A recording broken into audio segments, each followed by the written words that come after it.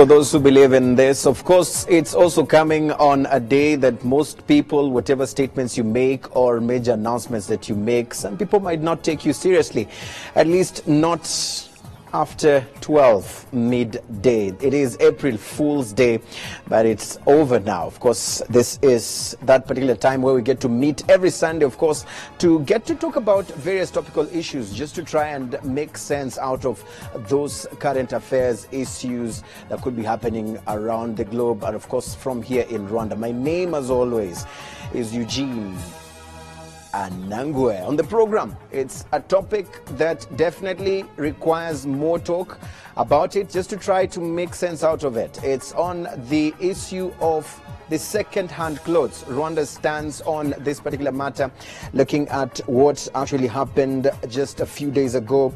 And I'll just quote this. In response to a petition filed by the United States used clothing industry in March 2017, the U.S. administration initiated an out-of-cycle review of Rwanda, Tanzania, and Uganda's AGOA eligibility regarding their decisions to phase in a ban on imports of used clothing and footwear.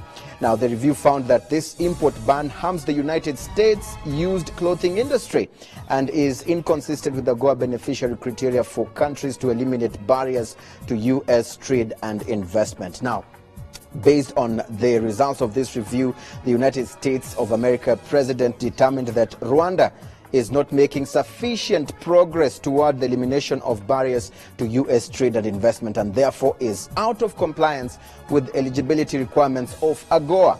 Consequently, the president notified Congress and the government of Rwanda of his intent to suspend duty-free treatment of all AGOA-eligible apparel products from Rwanda in 60 days. This is what we'll be trying to make sense out of this particular announcement. What does it mean for Rwanda? What or how significant is AGOA for Rwanda? But let's try, first of all, make sense of how it all began. Of course, noting that this show is a very interactive one. All you need to do is keep tweeting us using the hashtag InFocusRW. We'll definitely be able to follow the hashtag and sample your tweets. But before we get onto the tweets, let's take a look at where it all began. Now, 2016, heads of state from Burundi, Uganda, Kenya, Rwanda, and Tanzania agreed to ban importation of second-hand clothes. This was during a heads of state summit. Of course, that decision in 2017, Kenya sort of signaled that it would not respect the 3-year deadline on the grounds that it lacks capacity to meet both domestic and export demand for textiles. And of course, after that, Kenya is reported to have lobbied regional countries to replace the word ban with phase out in its future communications. Of course, we know that Rwanda did take some drastic measures, with the Minister of Finance, coming out with a slap on some very important taxes on it. Now, this is what he said, and I quote: the used clothes tax will be increased from $0.2 to 2.5 per kilograms. These taxes will increase as a way of supporting locally made products and industries, while also minimizing the health risks that come with the used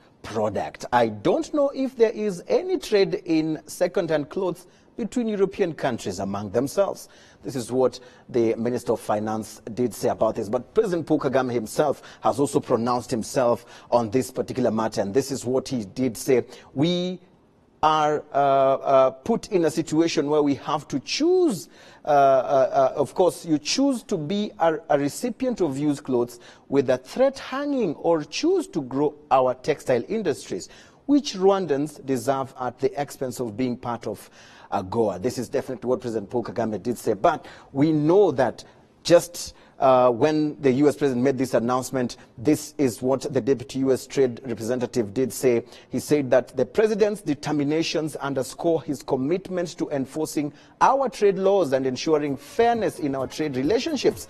I commend Tanzania and Uganda for taking corrective steps to address the United States' concerns. We have and will continue to work with Rwanda to resolve this situation. This is definitely what he did say, and that definitely forms the basis of our conversation tonight. Which way forward for Rwanda? Let me introduce my panelists on the program. We have Mr. Robert Opira, the Director General, Trade and Investment at the Ministry of Trade and Industry. Thank you so much for joining us on the program. Thank you, Eugene. Also with us is Dr. Christopher Kayumba, who's going to be weighing in his opinion on this particular matter. Thank you so much for joining us on the program. Thank you for inviting We were supposed to have none other than Mr. Gideon Badagawa. He was supposed to join us on phone from Uganda. He is the executive director of the Uganda Private Sector Federation, but I'm told due to some technical issues, we will not be able to have him on the program. If they are sorted, then we will be happy to have him join us to give us a perspective of why Uganda is not part of those who have sort of been punished by this. But let's start this conversation, Robert. What does this even mean? You know, because some people might not really understand the implications, if any, what it will mean for those who produce textile materials and used to send it to the U.S. What does this mean, this particular decision by the U.S. president? Well, thank you, Eugene. And I think to begin with, we have to first of all put this into context. The out-of-cycle review was initiated by the exporters of used clothes in the U.S. And this came as a result of the ESC decisions to take a deliberate policy actions to develop the textile and apparel industries. And this decision was not even made at any other level than the highest level of the decision making by the heads of state. And so when this came up and the exporters of used clothes said, no, we should be able to bring back, take back the decision because this is going to sort of impede the trade and investment of the U.S. in the region. Well, discussions have started again since because the heads of state felt, and indeed the East Africa community felt, that really taking a decision to develop the textile and apparel industry was the right choice. Yes. Because going way back in 1960s and 70s, textile and apparel manufacturing in this region was at the top peak. But over time it has reduced to nothing. And the manufacturing of cotton and fabrics and all that has never even taken off. And this is largely to us due to the enormous importation of second-hand clothes that are extremely cheap. And so when the decision was taken in March 2016 in the ESC summit, Rwanda took it a step further and said, look, this is a good opportunity for us to develop our own industries in Rwanda. For that, we did deliberate design a 3-year strategy, which is running from 2017 last year to 2019.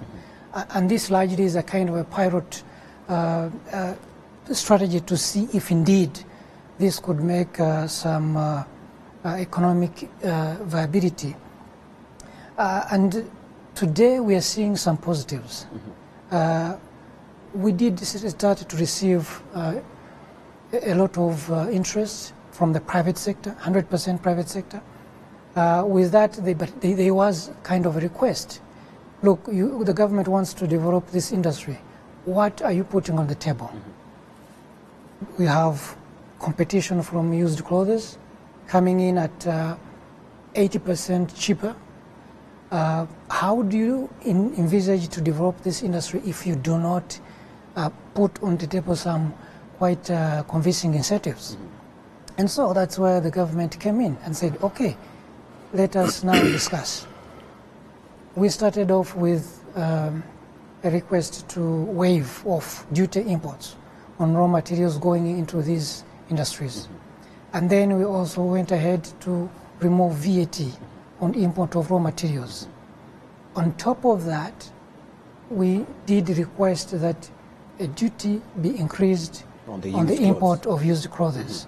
This is simply to incentivize the producers or the investors that are going to invest in the production of clothes and footwear. And so, and that is where the problem is. That is where the problem rose. Right. That we have deliberately banned because we have set up a higher tariff than normal. So that is really where the gist of the matter is. Right. We'll come back to try and now understand the gist of the matter. That was a very great background information on this particular issue. Dr. Kayumba, you know, looking at it from an EAC citizen and also as a Rwandan citizen who really says, you know what, this is more about Agaciro. We need to, you know, have dignity. We cannot wear used clothes. You know, why are they doing this to us and all that. But if we look at it from the perspective of, you know, the relations as far as economies of scale are concerned, your thoughts on this decision, bold decision by Rwanda and the rest of the East African community.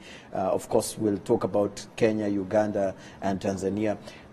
Where do we stand to lose, or what is next for us as a country as far as this is concerned?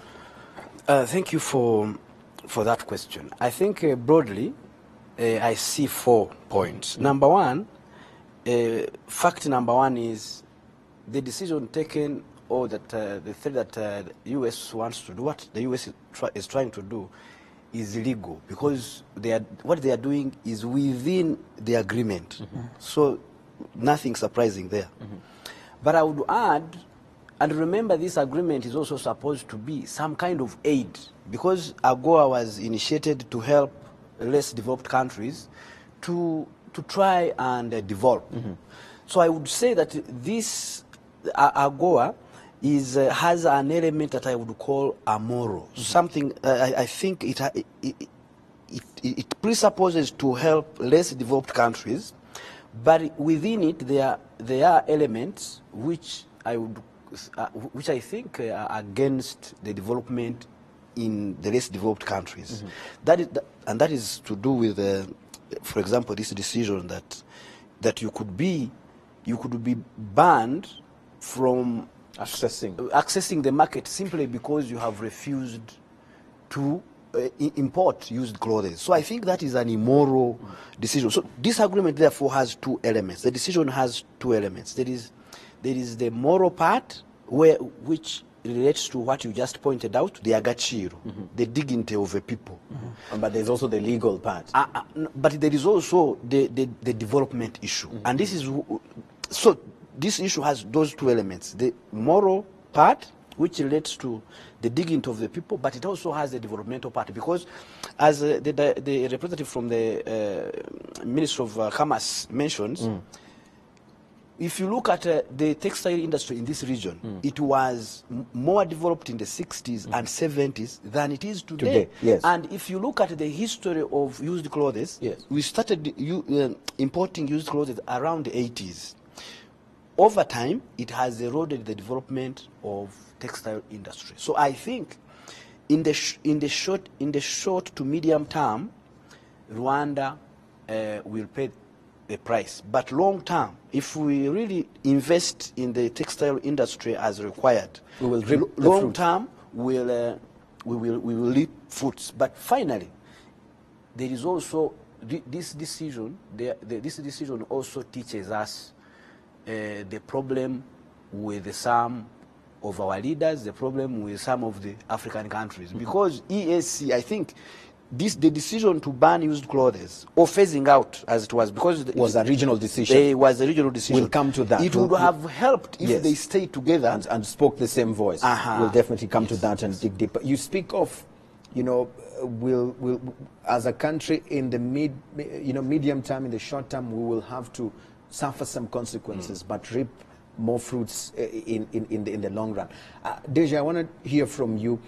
Someone could be watching us tonight, could be listening to this conversation, and is wondering, what do we stand to lose before we even start talking about what we'll be able to reap in the future? What do we stand to lose today as we speak, when the moment that decision was announced?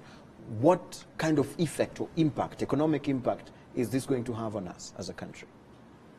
Well, I think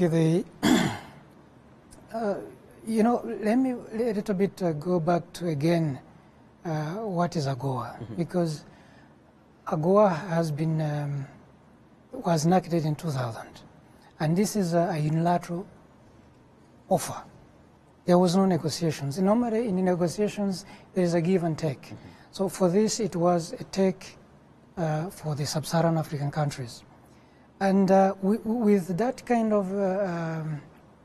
of precedence of having a law or a law that grants duty-free market access to the U.S. market, it becomes very difficult, as my colleague was saying, to have an alternative say on what is going to be decided.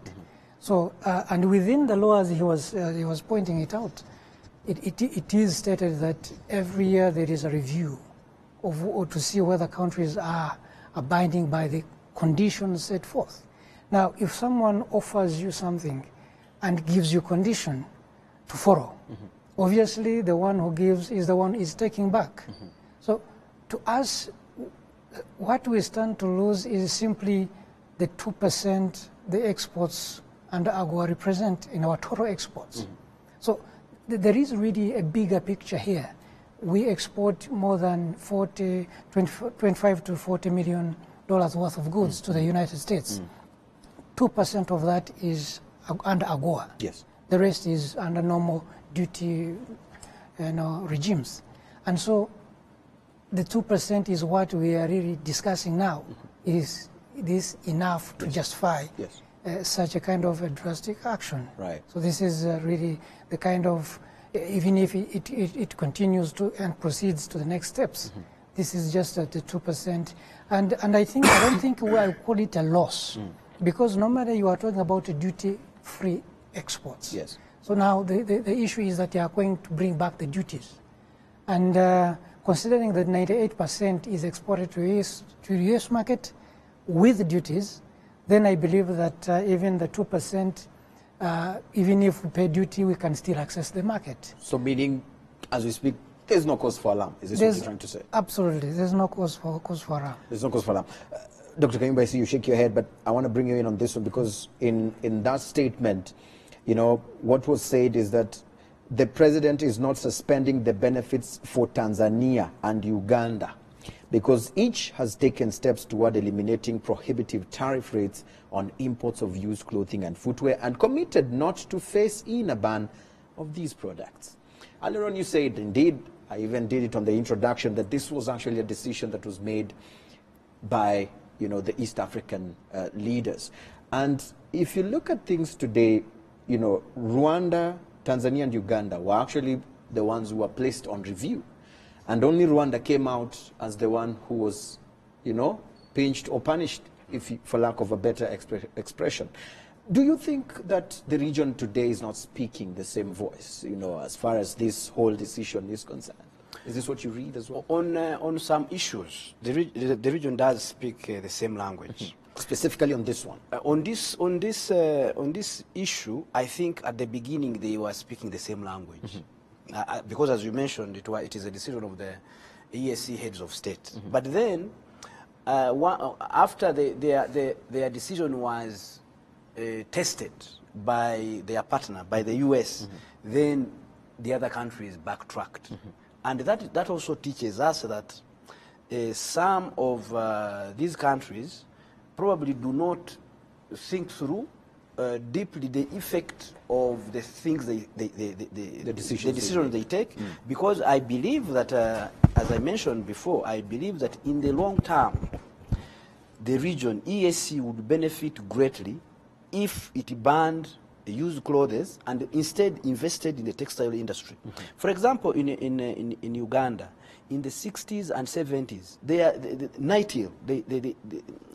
industries, the textile industry was one of the biggest in this region. And now it is almost non-existent. And one of the reasons is because of cheap used clothes from Europe and the US. And I am told, if you look at the figures,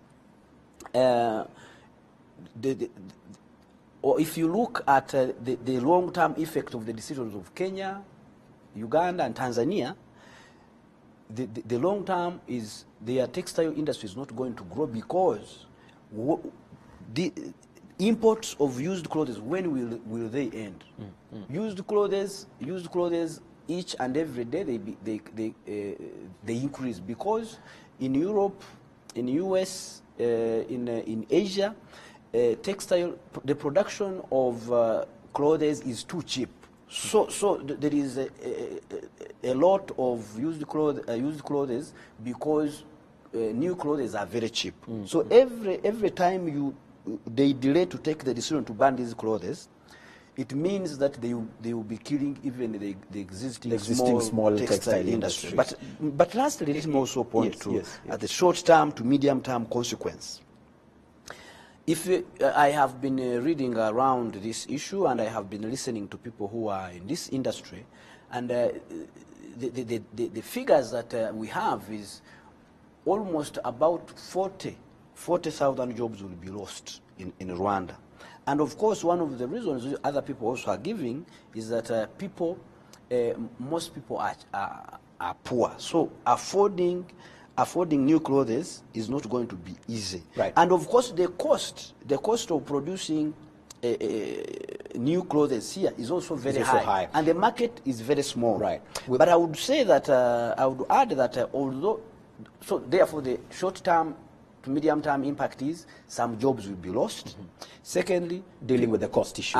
People will be finding it very difficult to buy new clothes. And finally, the textile industry, I think we'll need more incentives to grow. I mean, we'll talk about those three issues, but before we do that, Deji, I mean, yesterday I was on the phone with the Cabinet Secretary of Trade and Industry of Kenya, equivalent to the Minister of Trade and Industry here.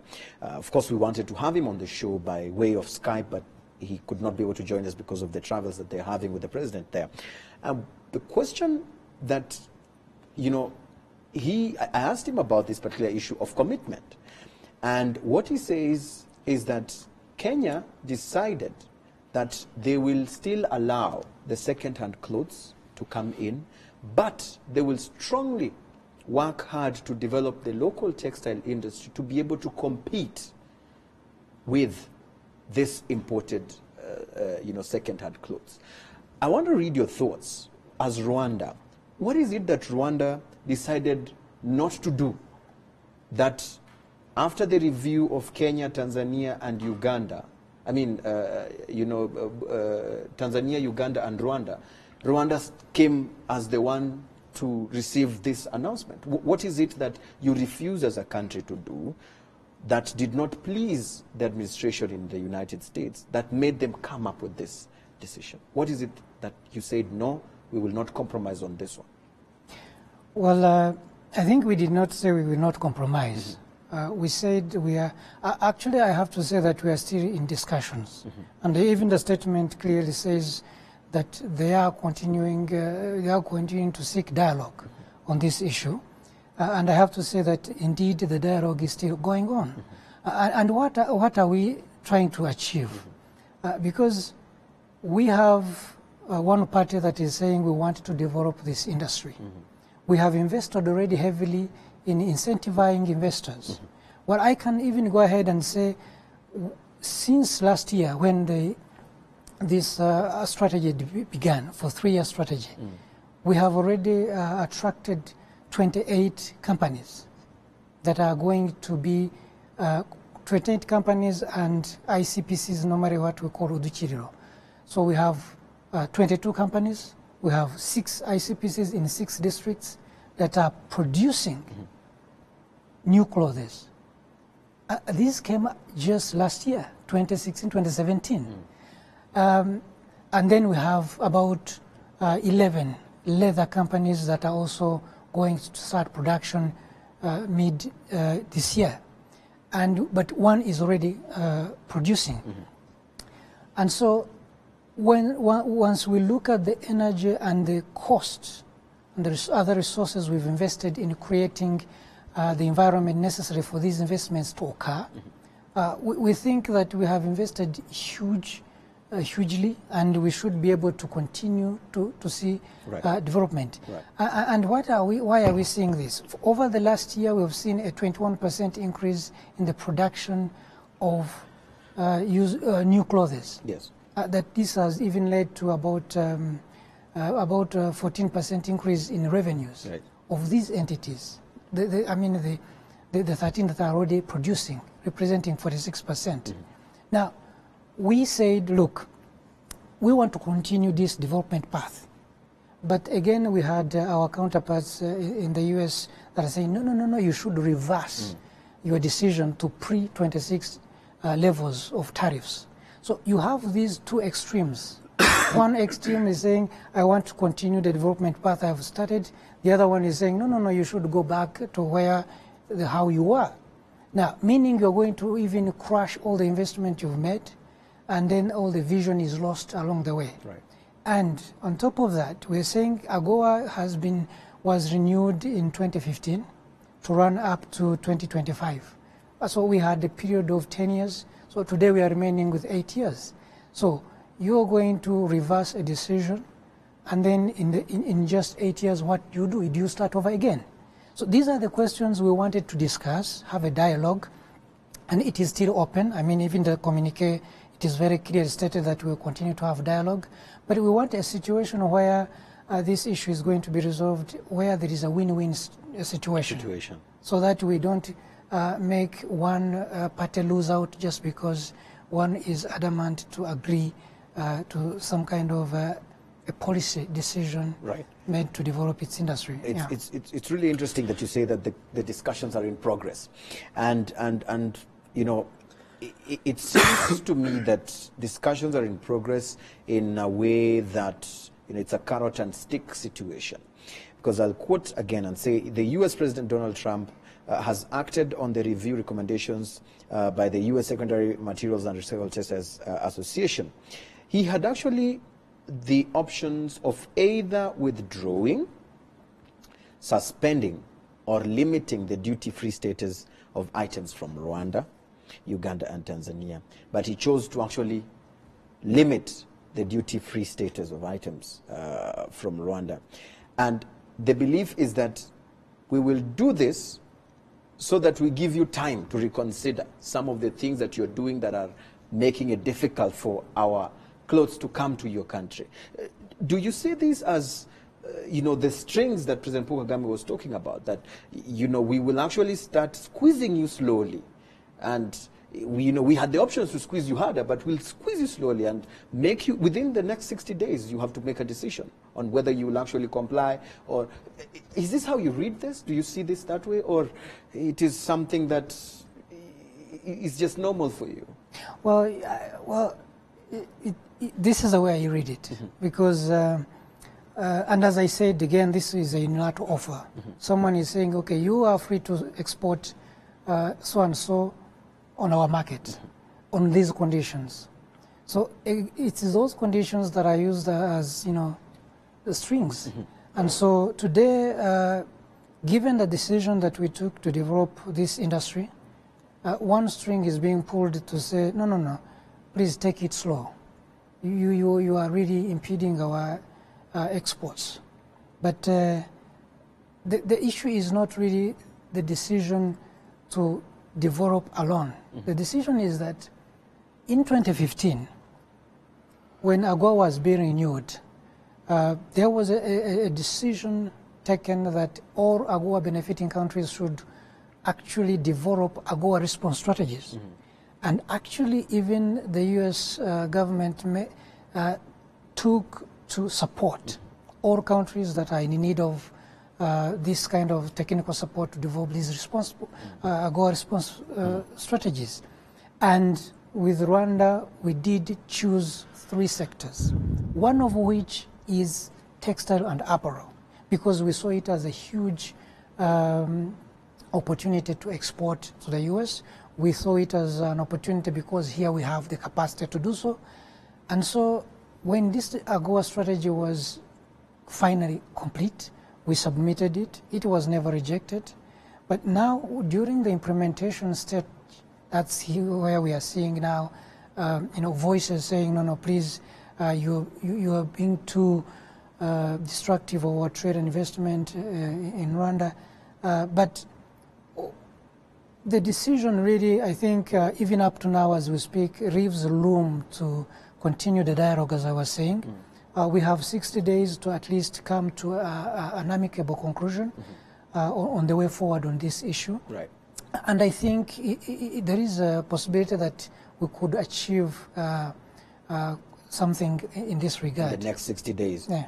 Dr. Kayumba, in the next 60 days, what sort of response should you be expecting Rwanda to be giving under that backdrop of, you know, we've just picked this decision, not the drastic ones. We had the options to actually pick these ones, but we decided to take this one to give you room to actually reconsider some of these things that we're talking about as far as compliance in their words is concerned. I mean, what should you be expecting Rwanda to be saying after these 60 days? I think he's probably in the best position to answer that, because I'm not even clear, because has the ministry taken the decision, the final decision, that we will not compromise on the importation of second-hand clothes? Or because you're saying that the discussions are still ongoing, what is being discussed is to reverse that decision, or the decision hasn't been taken? Because this has to be cleared. But as far as I understand, and as far as, and if it were left for me, I would not reverse the decision to import second-hand clothes for reasons I mentioned. But first of all, I even found it extremely distressing that Rwanda, US can decide to take a decision to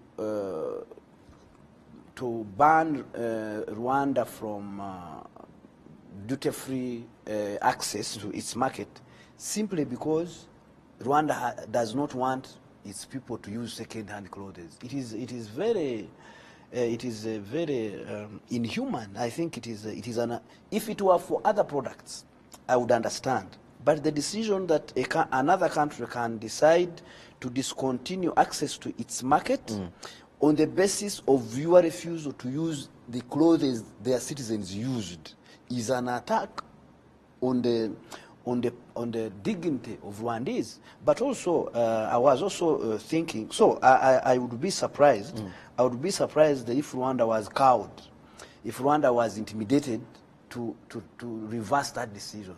Secondly, I also think that it is also a good developmental decision. It is good in the long term for the development of the country to invest in the textile industry, and if that is reversed, as I mentioned before, it will kill second-hand clothes will only increase in volume coming here, and therefore it will kill even the existing small textile industry. Finally, I was also wondering the effect of Rwanda's decision to completely discontinue the importation of second-hand clothes in view of the fact that its neighbors have reversed that decision. What impact will that have? Because I was thinking, for example, is there a possibility that Rwanda could say we are not accepting importation of second-hand clothes from Europe, from the US, but then you have them in neighboring Uganda. Can somebody go and bring them from Uganda and bring them here? Because we are supposed to have an open EAC market. Yes. Yes. So will we refuse Ugandans to come and trade in these clothes here? Will we refuse Kenyans? Will we refuse Tanzanians? I'm wondering. Very important. I mean, let's just speak from the first questions that he asked as far as whether Rwanda within the next 60 days, indeed you say you're still negotiating, but you're negotiating along which lines? You're still talking along which lines of saying we'll stick our grounds and explain to them in this sense, or, you know, we can actually, you know, shed a few of the stance that we have. In which directions are you negotiating this? Well, I think, sorry, I have to make it probably made a little bit clear.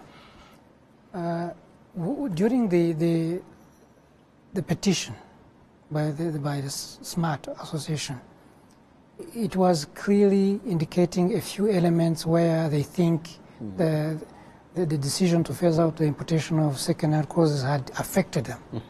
So, on the table, we are saying we have also we have taken a development agenda in developing textile and industry and footwear industries, and this is the journey we have taken. These are the advantages we have seen. For instance, we are looking at between 2017 to 2025, there is a potential to generate 35,000 jobs. And within our national strategy for transformation, the new development blueprint, we are saying we are going to develop 1.5 million decent jobs, most of which is off-farm. So how do we achieve it if we are not going to be developing industries such as textile? We're looking at generating around, our estimates point to the fact that we can generate about 50 to 150 million in 2025, $1 million. So this is a positive expectation. So this is what you're going with on the table? Exactly. How do we ensure that we continue this positive development agenda with the request to reverse this tariff measure? So this is, if there is a solution they can bring on the table to solve the kind of issues we're putting on the table, then we are willing to listen. Right. But if now they are, but over the last 1 year since the petition came on board, it has only been one language: please reverse the decision. Please reverse the decision. So we are saying, can you please bring on the table something different, something that is going to address our concerns? Right. So meaning if they do not bring alternative solutions to this that you say, are we ready to give up AGOA as Rwanda and say we as principled, we will not reverse, we're not going to remove those taxes that we put in there to protect our local textile industry? Are you ready to give up AGOA?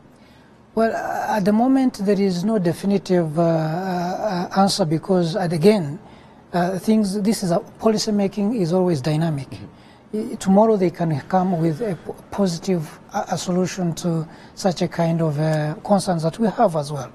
But should really be a deadlock, and I believe this is my own opinion, that given the inherent interest that we see in developing this industry, given the jobs, that means employment, the economic growth agenda that we have in National Strategy for Transformation, I think this is something that we can still stand on and say, look, we are proceeding ahead. But coming back, which is related to the question Dr. Kayumba had asked, yes, how does it come into play with other ESC countries? I think under the ESC framework, we have this common external tariff. Normally goods that are all not produced within the ESC have to attract a duty.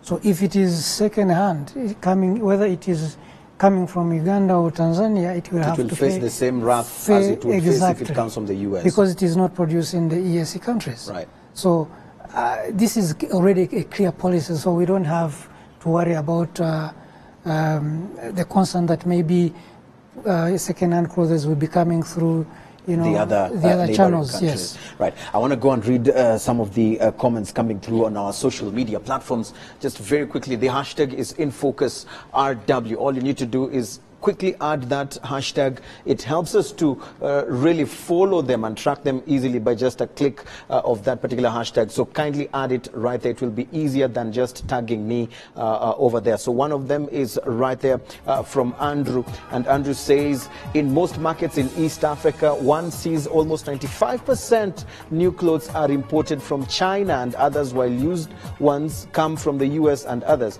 Do we have capacity to supply and satisfy the demand, or this should be gradual? I mean, it's a very, very major concern, Director General. Even if we go ahead and ban the entrance of Chagua into our market, are we ready to satisfy the local demand in the immediate term? Is it something that is possible, especially when the raw material, cotton itself, I mean, we do not produce it right here? How do we do this? How do we satisfy the market? Well, I think there is not really a big concern. As I said, I was a while ago, we have put in place certain incentives to make it happen. And it has to be clear, because we are not really phasing out even new clothes. The tariff simply applies to used clothes. So new clothes are coming in, which is a good, positive development. But this is an open economy. We are working in an open economy. We are not looking at even stopping the importation of new clothes. But while we are importing new clothes, which is what we wanted, there are initiatives that are being undertaken. As I said, we have developed industries, and we are supporting them through different mechanisms. As I was saying, the ICPCs, Uduchiriro, in 6 districts, are receiving significant support from BDF in terms of business plans, in terms of equipment and leasing. So that they can get on their feet. Exactly. But the challenge, and yes. On top of that, as I was saying, there is a significant subsidy in terms of waiving out import duties on raw materials and equipments, and waiving out VAT imports on raw materials. So those are significant undertakings that are meant to create competitiveness of these, but also create the capacity that we are looking for. So I'm positive that within the next three years, we will see a significant contribution of these industries to the demand we are talking about. Right. Because if you were able to probably attend the recent Made in Rwanda exhibition, even us in the saying this, we are surprised to see a huge amount of clothes that are manufactured in Rwanda. And I think everyone who was able to attend can attest, competitively priced, all the way from 3,000 to 10,000, depending on the quality and the test. Right. So it is possible. The challenge also that I also hear from the the people who actually make these clothes, they say that we want our officials to walk the talk and not just talk and say that consume Made in Rwanda, put on Made in Rwanda clothes. They want to see you guys walk the talk. For example, the supply of, let's say, Amavubi's uniform, from the head coach to the substitutes. They want them to wear their uniforms made from here. The police, the army, if we're talking about the ministers wearing the locally made, so that it can be seen as something that indeed you're walking the talk. I mean, why don't we see this happening? Well, it is happening. It is indeed happening. But again, some things are we have to keep, the pressure. We have to keep on sensitizing the people. So there is already a campaign that has been going on for the last year and a half. So it is happening. Actually, I came myself, I think I'm 99% made in Rwanda. From the shoes to this suit, this is made in Rwanda. For real? Exactly.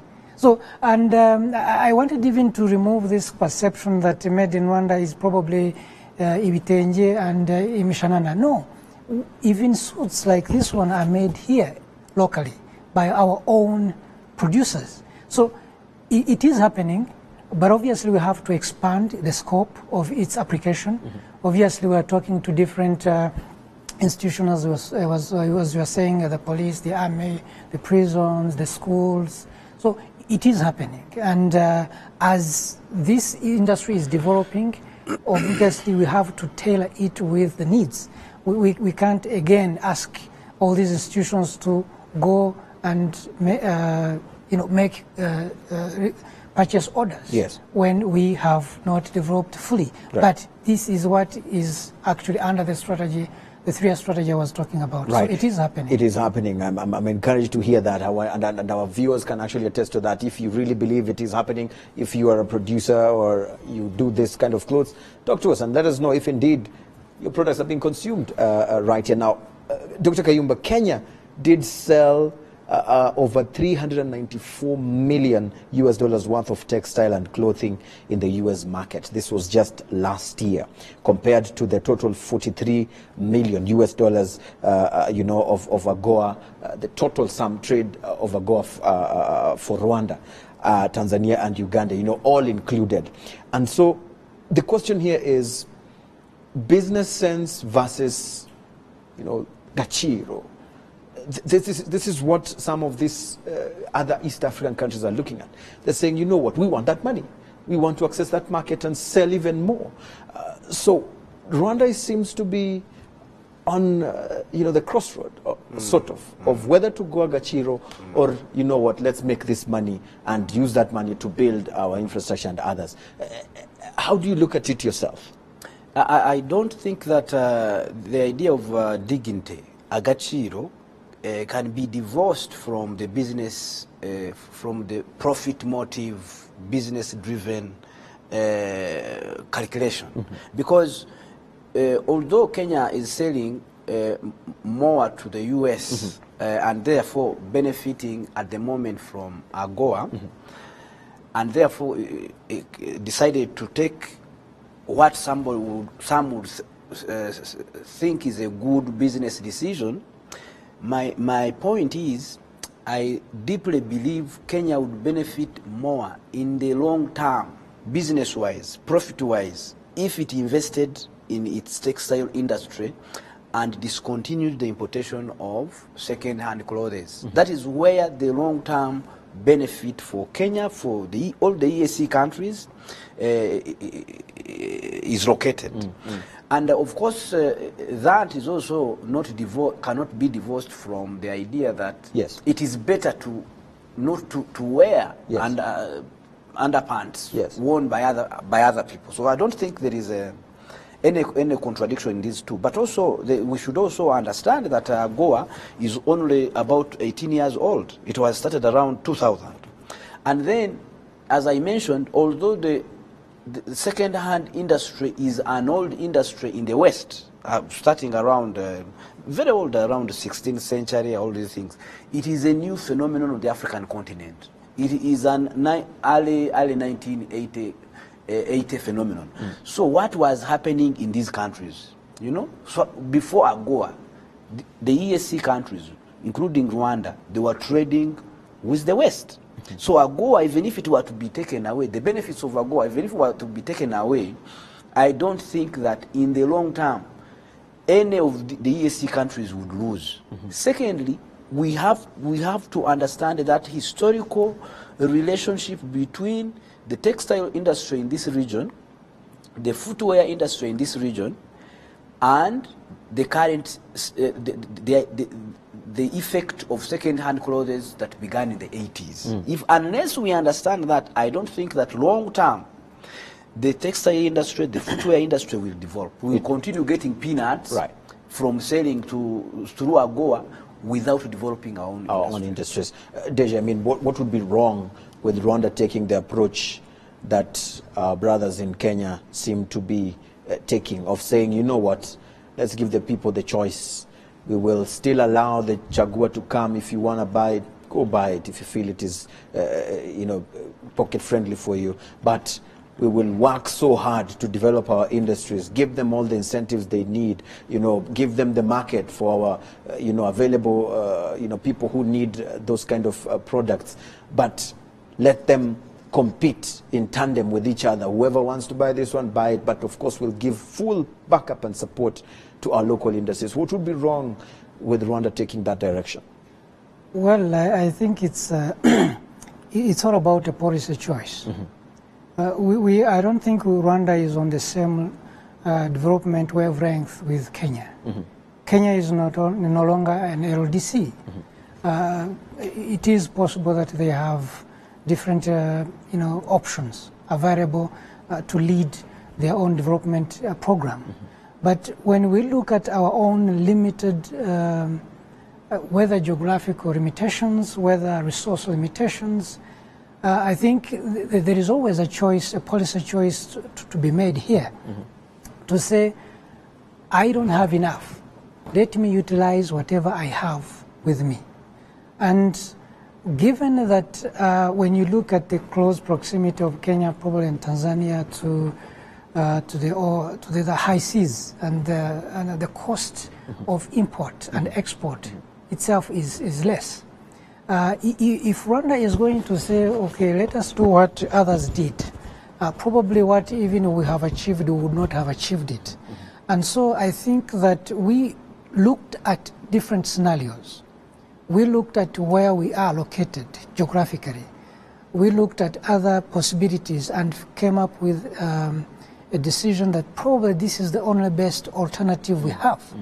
Now, if there was anything else on the table to say, no, but you can also do this and achieve the same objectives, we would gladly look at it. Right. But now I think we have tried to at least discuss this under the EAC.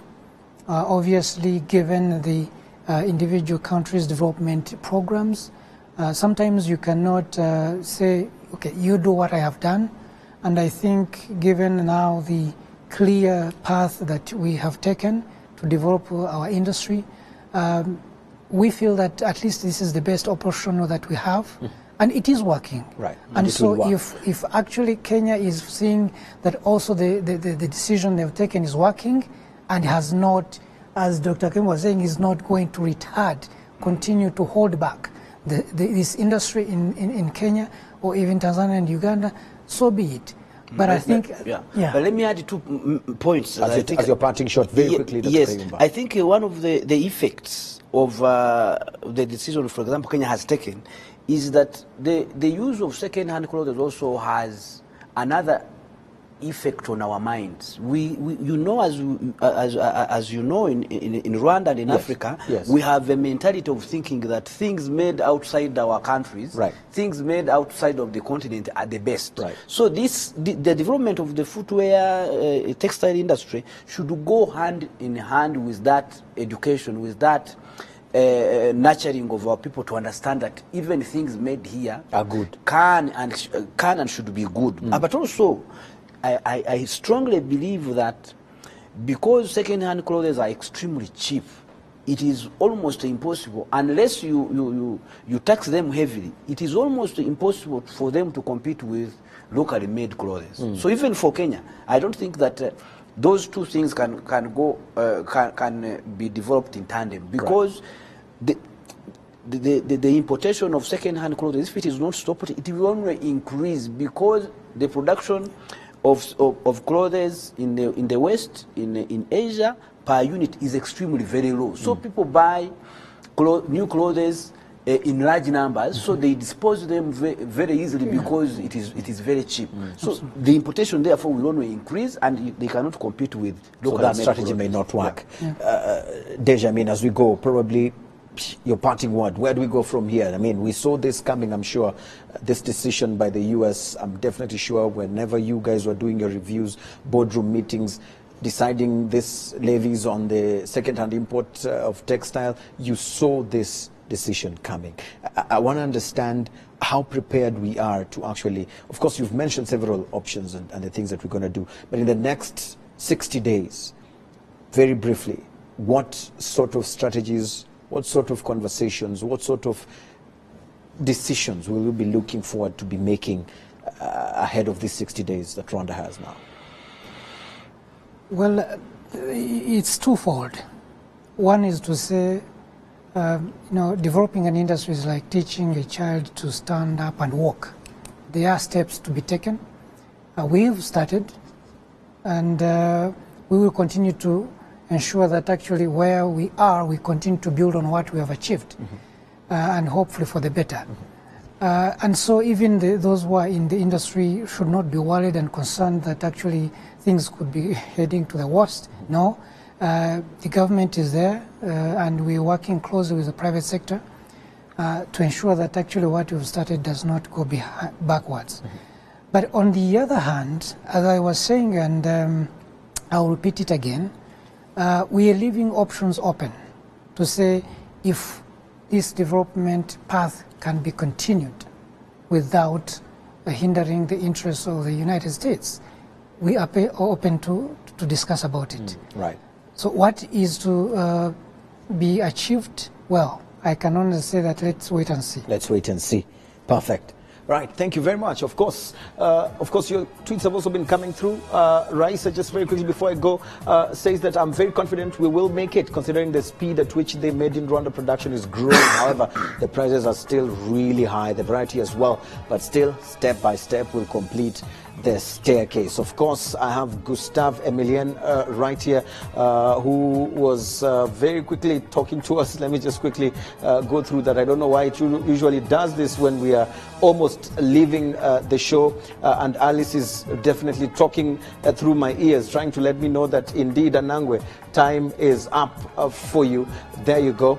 We've been going through some of your tweets right there. Gustav says, can you tell us if tailored and assembled in Rwanda means made in Rwanda by default? Deje, very quickly, does it mean that if we imported 90% of the raw material and we made it here, is that made in Rwanda? Yes. It is. Right, there you have it, Gustav.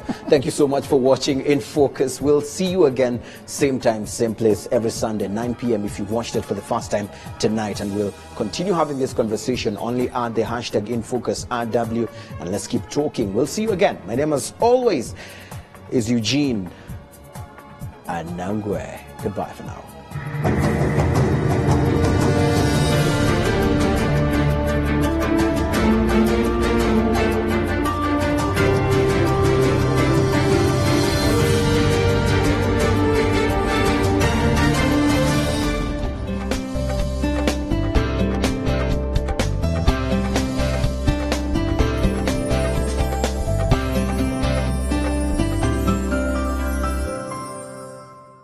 Rondair, renowned for its tremendous ability to fulfill your dreams, invites you to connect more with your friends and family in Europe with 3 weekly flights to Brussels, one of the most popular cities for the African diaspora. Take advantage of the exquisite service on board our punctual flights, connecting you to over 22 other destinations in our fast-growing network. Rondair, fly the dream of Africa.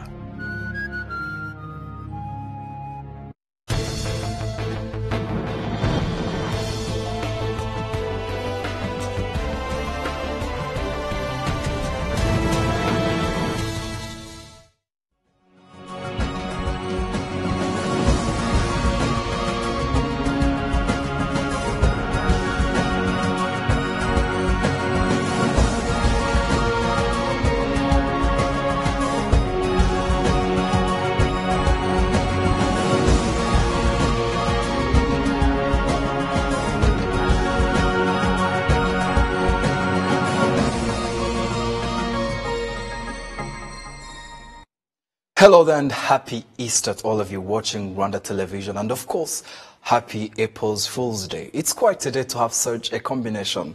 Well, it's time for news in English, and here are some of our top stories. A cross-section of Christians in Rwanda celebrate Easter in a spirit of restoration and rekindled love. The Minister of Local Government says the local government retreat has answered questions recently asked by the Rwandan head of state. Rwanda facilitates over 1,600 Burundian asylum seekers to return to their country after refusing to comply with basic requirements. Botswana has inaugurated Mugweti Masisi as its new president.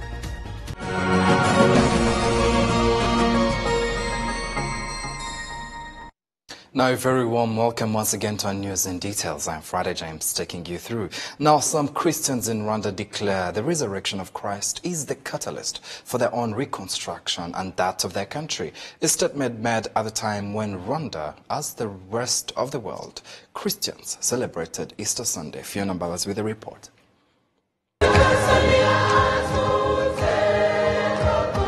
All Christians' places of worship in the city of Kigali today celebrated this Sunday as the resurrection of Christ, and the services returned to the miracles that characterized the life of Jesus Christ of Nazareth, who was on earth while recalling his death and his miraculous resurrections after 3 days. Maria Magdalena, Petro na Yohani, Mary Magdalene, Simon Peter and John witnessed the grave open early in the morning of the Sabbath day and were convinced of his resurrection, and the Lord Jesus appeared to disciples as they knew him.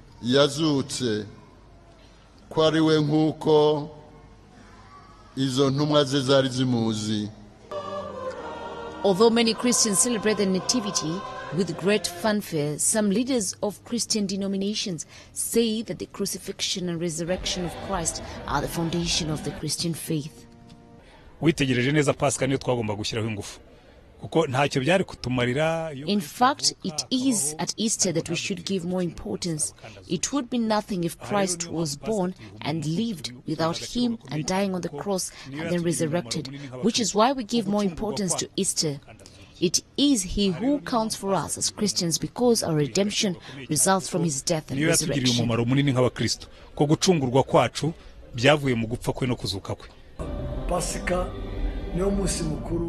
Easter is the fundamental celebration in the Christian life because we cannot say that we believe without having proof that we have the Savior or that God has welcomed us. So there are no other great holidays that we can celebrate as this one. This day of the celebration of the resurrection of Christ coincided with April the 1st, the month in which Rwandans commemorate the genocide that was perpetrated against the Tutsis in 1994. Christians, as well as those in charge of religious professions, believe that the resurrection of Christ must be the catalyst for Rwanda's resurrection after the dark history. In his message, Urbi et Orbi, to the city and the world, at the St. Peter's Square in Rome, Pope Francis stressed that the Christian faith was born in the dawn of Easter Sunday. Now, after the local government retreat, citizens rather say they expect better services, and the Ministry of Local Government also pinpointed that the retreat resulted into answers recently asked by the head of state. It's been a month since His Excellency Paul Kagame asked leaders why there are still Rwandans suffering from jiggers, others sleeping under the same roof as livestock, malnutrition and school dropouts. When he opened the National Leaders Retreat, the President moved from his seat and spoke to leaders up close on what the problem had been for such cases to be a norm. Malnutrition. We talk of other things, we talk of security, we come first in many things, but why do we come last in malnutrition? Why? What is lacking, leaders seated here? Tell me what's missing. Someone answer me. I will keep you here. We shall wait until we find a solution. Tell me. The local government leaders agreed to the failures mentioned by the head of state, conceding that they didn't approach citizens as they should have. We were ignorant and didn't approach citizens as you mentioned it. We thought a meeting would be enough. We had a retreat and decided that by May we would not be seeing poor sanitation among our citizens. Now we have stood up and we believe this problem is going to end since it has been there for long. In the aftermath of the National Leaders Retreat, the leadership of Ruhango District resigned, followed by the Nyabihu District Vice Mayor in charge of Economic Development and the Executive Secretary of Rulindo District. Besides the resignation, the Ministry of Local Government also convened about 1,300 local leaders for 3 days to deliberate on the questions asked by the head of state on 26 February 2018, among other things. We have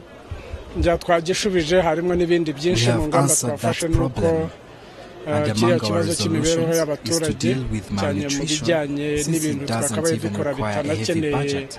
We just need to change mindset and ways of operation. We have made decisions at the local leadership and advisory council to change that. Those who don't have accommodation will have their problem solved in September. nk'abantu badafite amacumbi n'iki bagezaho bafata ingamba z'uko mu kwezi kwa 9 byaba byarangiye. The citizens say it is still early to be assured of change by the returning local government leaders from a 3-day retreat, but emphasize that after the advices given by the head of state, they should have no excuses.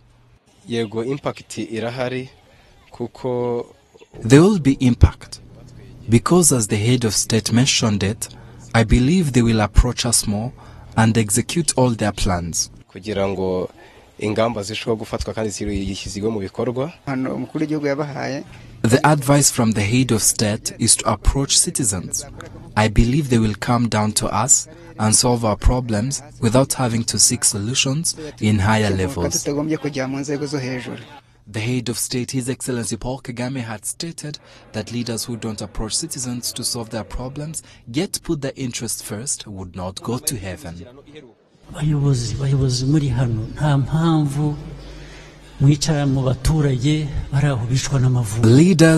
Leaders here, I don't see how you sit among citizens suffering from jiggers.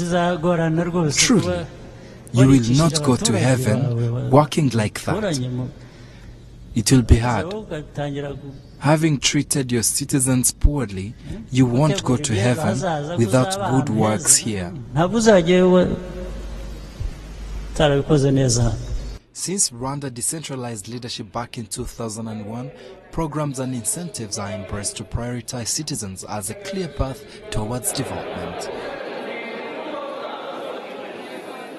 The government of Rwanda has facilitated a return of over 1,600 Burundian asylum seekers back to Burundi. They all refused biometric registration, immunization and medical treatment because their faith prohibits such. A total of 2,523 Burundian asylum seekers were returned to their country. 1,607 who were in Bugesera Transit Center in Gashora were facilitated across the border to the Burundian immigration this Sunday. Many returnees refused to talk to media, instead opted to pray. Those who talked to the press said their faith is the only reason they are going back home because they can't compromise with the regulations given to them by Virgin Mary.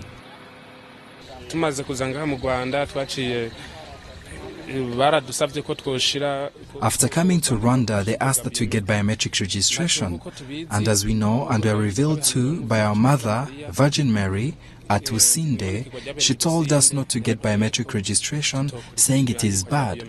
That's why we are going back to Burundi.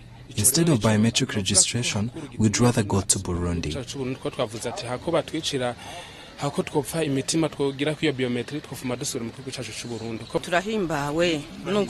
We are happy that we are going back home, and we thank our fellow Rwandans for their hospitality. Virgin Mary has revealed to us and said all that registration takes us further from the love of God. The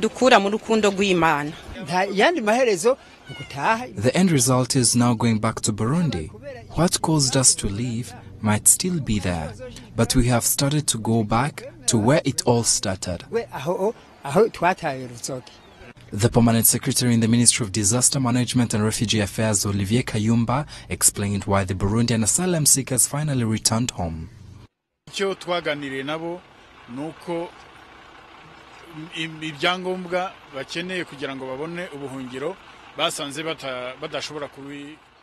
In our discussions with them, they realized our requirements for them to get asylum will not be met.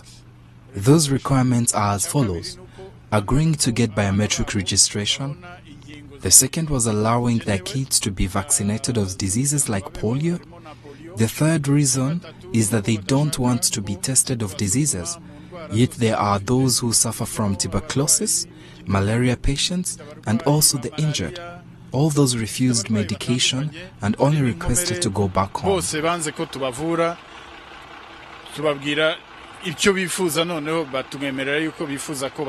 In March this year is when the Burundian citizens seeking asylum entered Rwanda from Kamanyola camp in the Democratic Republic of Congo.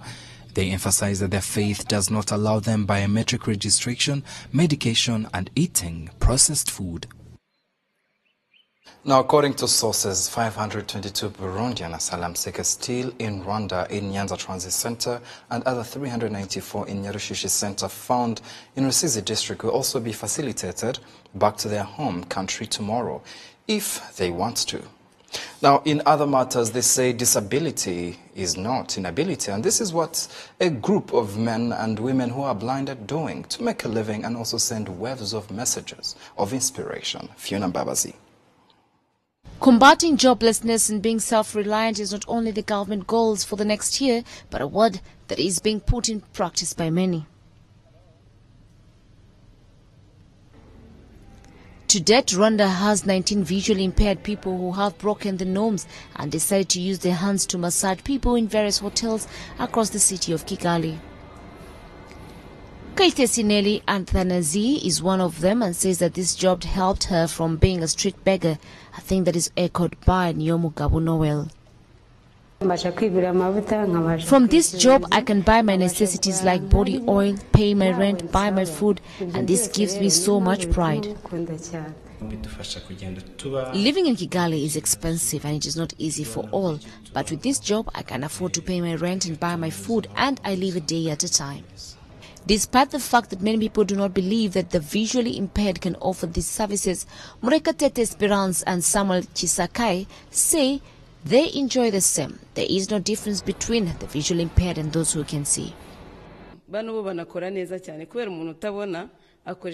They work even better because they use their senses. They listen to them and are not easily distracted. I love working with them. There